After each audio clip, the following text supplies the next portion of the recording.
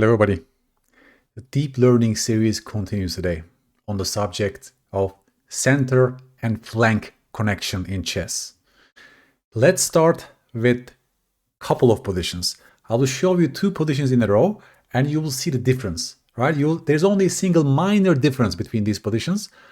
I will show them to you right now and I want you to pay attention and please perceive the difference and please compare.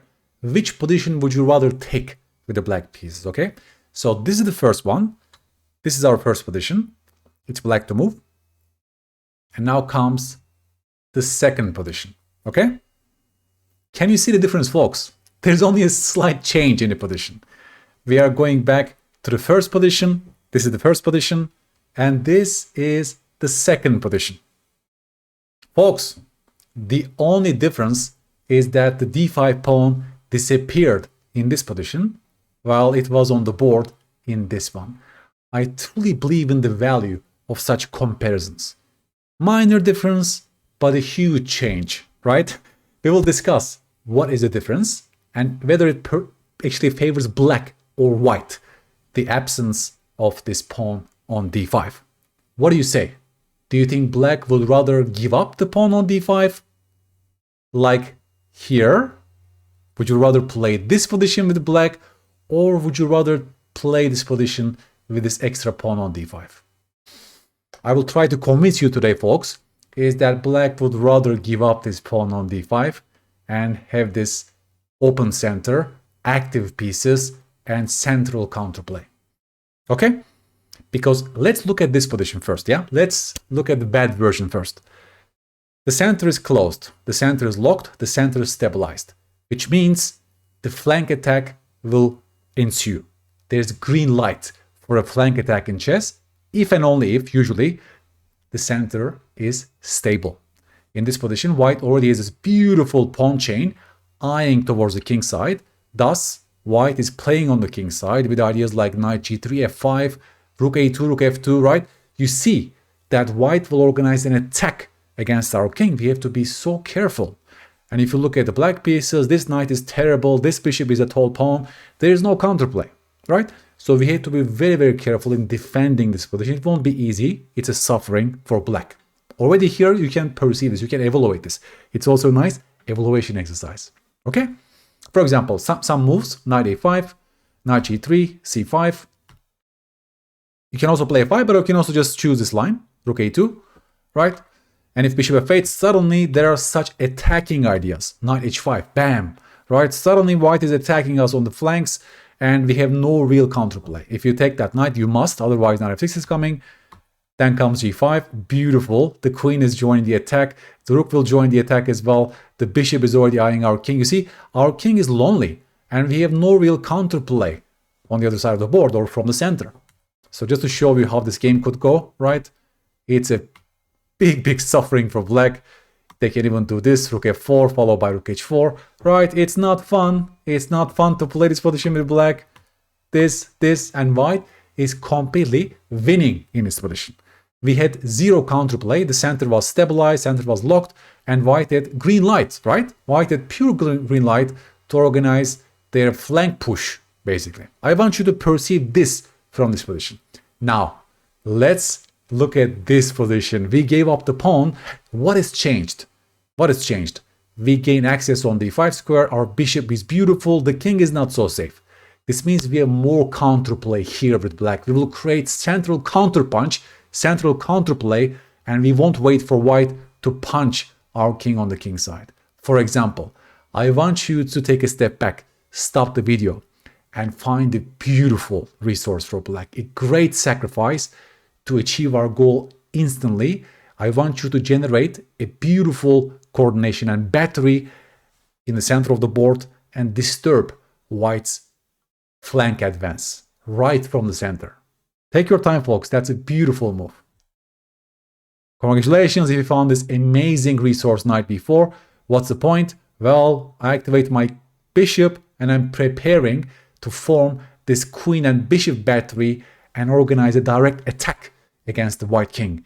That's a central counterpunch in a textbook fashion. Takes queen d5. Well, if takes actually white is losing. Queen d5, you see, mate in 1 is threatened after king f2. Can you find a finishing blow for black? 3-ply calculation, folks. I want you to calculate a short line for black that gives us a winning advantage. Congratulations, queen f3 first, driving the king to e1, and then our bishop joins the attack as well. Look at this.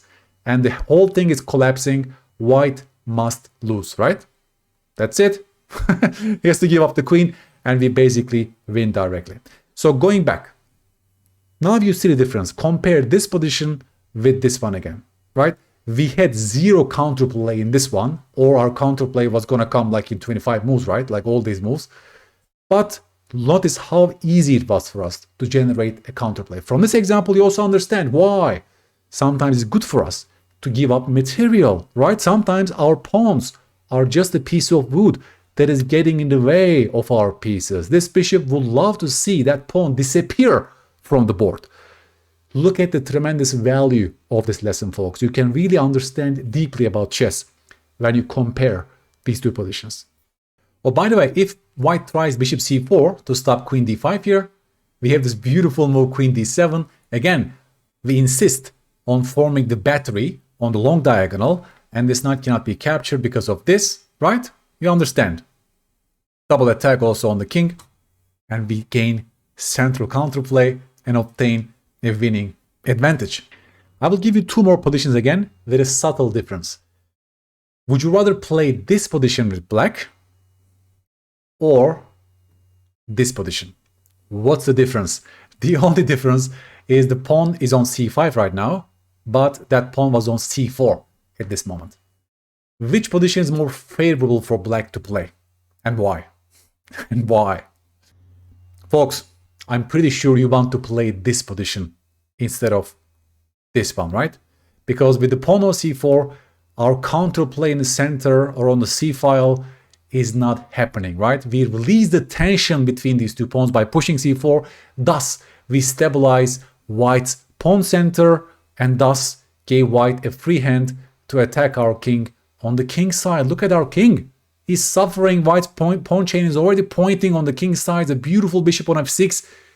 Defensive task will be horrendous for black. Even though the machine is giving +1 to white right now, it's almost impossible as a human to defend this position. Okay, for example, knight b8, just give you some moves, right? It's just pure suffering for black. Just pure suffering. The queen is also entering the attack. If you take that bishop, now this pawn becomes a fishbone pawn that is burying your king, and it's just terrible. Yeah, you'll see it's zero counterplay chances for us in the center or on the c-file. This, queen h6, queen g8, queen g5, just a sample line. There are many options for white, but I'm pretty much in favor of this line. a3, very nice. You're stopping a3, thus limiting the black pieces. Zero counterplay. h5, and it's collapsing. Because if black takes, then queen h5, and now this is really a big problem for us. Rook e3, very nice. Rook h3, and the game is over, right? Their attack on the king side came unhindered. That's the main lesson, right? Because we had zero counterplay in the center or on the c-file, we gave white a green light to attack us on the king side. Now compare this position, folks, with this one, right? Obviously, white is still better here, but we will create some counterplay because we can open up the c-file and generate some action, right? This pawn is also weak. We can sometimes hit the pawn on the center, so the center is not fully stable, let's say. But most importantly, right, we will create counterplay on the c-file. This is a better version for black for sure. White is pressing, obviously, but we have some surviving chances, especially after knight e7 move, okay? Disturbing the bishop, the rook can invade on the 7th rank, right? You can already see from this position that this was much more favorable for black to keep the tension between those pawns and create some chances. Now, I will show you a textbook game highlighting the importance of central counterplay. When they are punching you on the flanks, you should generally seek your chances first and foremost, right from the center. Okay?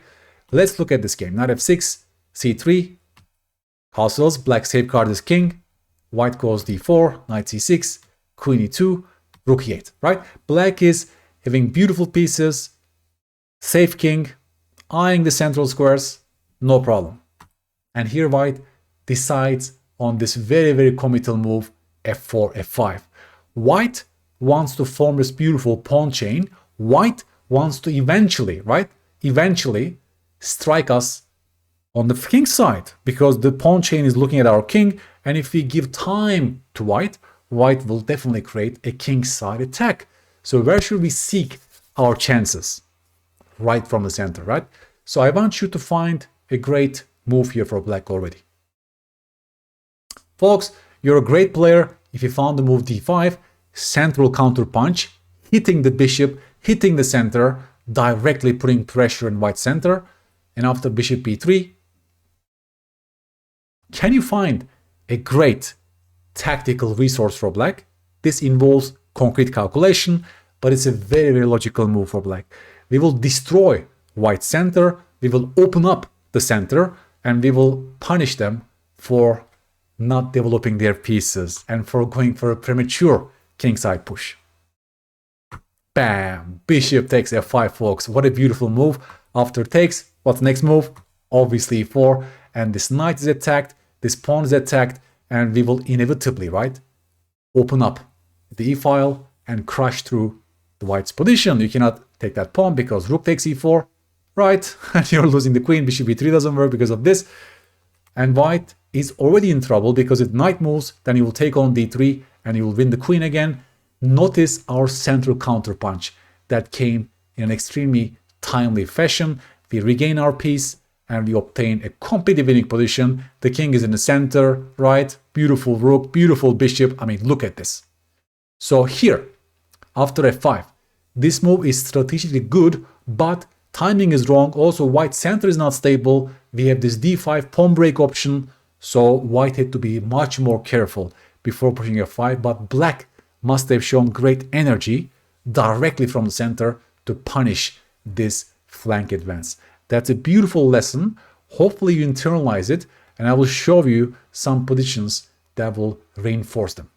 Let's finish this with this homework position, folks. Black to play. I will give you two choices. Do you go knight e6 or do you go c4 in this position? Please take your time.